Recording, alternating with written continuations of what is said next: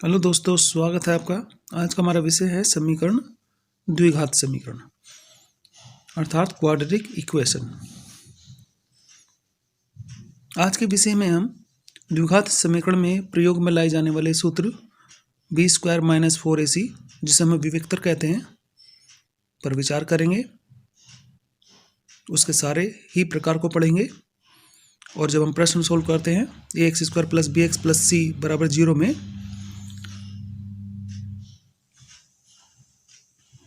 जहाँ पर हम b और a जो है वो b है x का गुणांक और a है x² का गुणांक और c एक अचर पद है।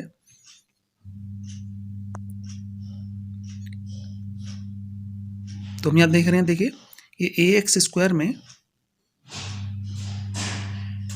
दो घात है, जैसे इस दो घात है तो ये बताता है कि इसमें मूल भी दो होंगे, गुणनखंड दो होंगे तो इसके मूल भी दो होंगे।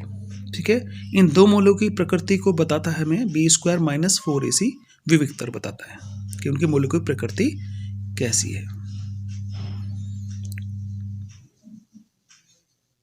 तो फिर उसके बाद जो प्रश्न लेंगे उस प्रश्न में इनमें से किसी एक का प्रयोग करते हुए उस प्रश्न को हल करेंगे b² - 4ac को लेते हुए। चलिए पहला डिस्कस कर लेते हैं। पहला क्या है, b² - 4ac की वैल्यू का मान अगर 0 से छोटा होगा, अर्थात उसका मान कोई ऋणात्मक मान होगा, यानी 0 से कोई संख्या नीचे होगी, तब समीकरण के मूल जो होंगे वो अधिक कल्पित होंगे या काल्पनिक होंगे तथा असमान भी होंगे। अर्थात b² - 4ac जो विविक्तर है, अगर इसकी वैल्यू ऋणात्मक आती है कोई, तो उसके मूल काल्पनिक होंगे और असमान होंगे। ठीक है,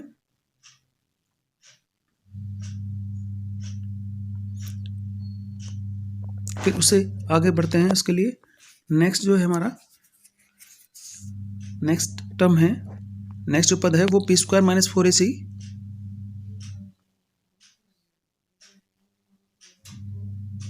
अगर उसकी वैल्यू 0 के बराबर हो, अर्थात b² - 4ac की जो वैल्यू हम निकालेंगे, सोल्व करेंगे, उसकी कोई संख्या ऐसी आए जो 0 के बराबर हो, यानी 0 ही वैल्यू उसकी आ जाए, उसका मान 0 प्राप्त हो जाए, तब हम कहेंगे कि समीकरण के जो मूल होंगे वो होंगे वास्तविक तथा समान होंगे। ठीक है, समीकरण के मूल वास्तविक तथा समान प्राप्त होंगे। ठीक है, फिर थर्ड पे बढ़ते हैं। b² - 4ac वैल्यू अगर बड़ी होगी 0 से, अर्थात कोई पॉजिटिव नंबर होगा, ठीक है, तब हम कहेंगे इसके मूल वास्तविक तथा असमान होंगे। यानी विविक्तर का मान अगर 0 से बड़ा हो जाए, कोई धन संख्या प्राप्त हो जाए, तो मूल वास्तविक होंगे तथा असमान होंगे। तो दोस्तों आपको डिफरेंस पता करके रखना है, याद करके रखना है, ताकि जब आप बोर्ड की परीक्षा में या किसी परीक्षा में क्वेश्चन सोल्व करते हैं तो वो वहाँ आप उसमें मूल की प्रकृति को अच्छे से समझा पाएँ, आंसर निकाल पाएँ।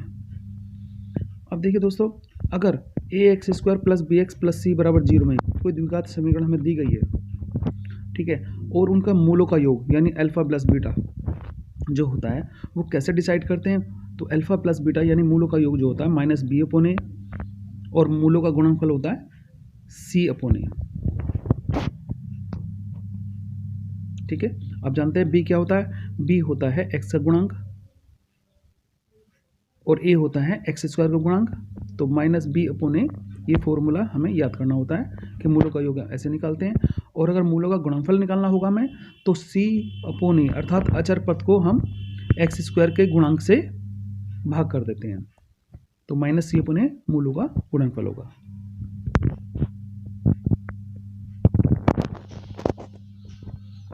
अब दोस्तों, यदि किसी द्विघात समीकरण के मूल अल्फा बीटा दिए हों और कहा जाए कि द्विघात समीकरण लिखिए, तो आप उसके लिए क्या करेंगे, उसके लिए फॉर्मूला होता है, सूत्र होता है x², ये माइनस नहीं है, माइनस हेडिंग के लिए दिखाया गया है, x² - मूलों का योग यानी अल्फा प्लस बीटा, बाहर रख देंगे x, और मूलों का गुणनफल बराबर 0, अर्थात मूलों का योग और मूलों का गुणनफल इस समीकरण में रखते हुए हम द्विघात समीकरण को प्राप्त कर लेते हैं। इसको हम ऐसे भी लिख सकते हैं, देखिए हिंदी में यहाँ लिखा है, ये सूत्र के फॉर्म में लिखा है कि x² - मूलों का योग इंटू x प्लस मूलों का गुणनफल। ये ऊपर उपयुक्त वाली जो समीकरण है उसी को दिखाया गया है, कैसे में लिखना होता है। दोस्तों अब हम एक प्रश्न करने जा रहे हैं जो इनमें से ही किसी एक पार्ट पे पूछा गया है, ठीक है। तो इसके लिए हम क्या बात करते हैं, इसके लिए क्या हम सोचते हैं, कौन सा हम विविक्तर यूज करेंगे, किस प्रकार का विविक्तर यूज करेंगे, वो हमें यहाँ देखना है। समीकरण है हमारी, दी गई समीकरण जो है वो है 2x² - 8x + c = 0 के मूल बराबर हैं, तो c का मान ज्ञात कीजिए। यानी इस द्विघात समीकरण में c का मान हमें निकालना है। शर्त है कि मूलों के मूल आपस में बराबर हैं, समान हैं। तो दोस्तों अभी हमने जो डिस्कस किया था, अगर मूल समान होते हैं, बराबर होते हैं, तो b² - 4ac = 0 होते हैं, यानी विविक्तर उसका द्विघात समीकरण का 0 के बराबर होता है, ठीक है। तो अब हम क्या करेंगे, अब हम b² - 4ac = 0 के ले लेंगे और c की वैल्यू हम देखते हैं क्या है। यहाँ b और a और c डिसाइड कर लेते क्या है। देखिए यहाँ x² का गुणांक 2 है, तो a की वैल्यू 2 आ जाएगी, और c तो c है, c की फॉर्म में लिए पूछना है, बताना है हमें, ठीक है। तो ये हमने रख दिया है, b² - 4ac = 0 के लेते हुए हमने वैल्यू, इनके मान b, a और c के हमने यहाँ रख दिए हैं। b की वैल्यू है -8² - 4, a की वैल्यू है 2 और c हमारा c है।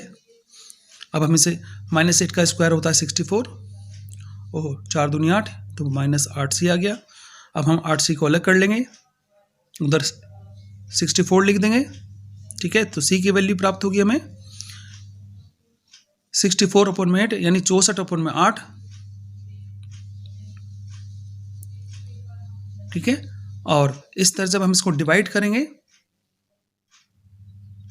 तो c का मान प्राप्त होगा 8। फिर हम ये देखते हैं कि c का मान 8 कौन से ऑप्शन में आ रहा है। तो इस तरह से हम विविक्तर का सूत्र अगर हमें याद होगा तो हम किसी भी अज्ञात राशि की वैल्यू या उसका मान प्राप्त कर सकते हैं। तो दोस्तों हमें उम्मीद है आपको ये विविक्तर का सूत्र याद हो गया होगा और इसे आपको प्रयोग में लाना भी आपने सीख लिया होगा। So thanks for watching.